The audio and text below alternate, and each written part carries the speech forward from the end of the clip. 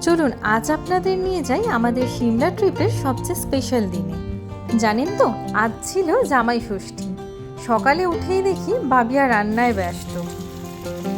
আর সিমলায় এত ভালো ইলিশ মাছ পাওয়া যায় এটা সত্যিই ভাবিনি। ওদিকে রান্না চলতে চলতে আমরা সবাই একসঙ্গে বসে ব্রেকফাস্ট করে নিলাম। তারপর একটু সময় কাটালাম বাচ্চাদের সঙ্গে। এই যে দেখুন না, দুটোতে মিলে দোলনায় বসে খুব আনন্দ করছে। আর ওদের এই আনন্দ দেখে আমাদেরও মনটা একেবারে ভরে গেল। এরপর শুরু হলো আজকে সবচেয়ে প্রতীক্ষার পর্ব, একেবারে বাঙালিয়ানায় ভরপুর দুপুরের খাবার।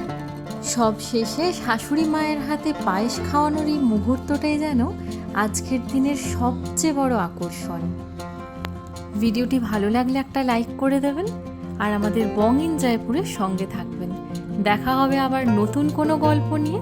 ততক্ষণের জন্য সবাই ভালো থাকবেন, সুস্থ থাকবেন। টাটা।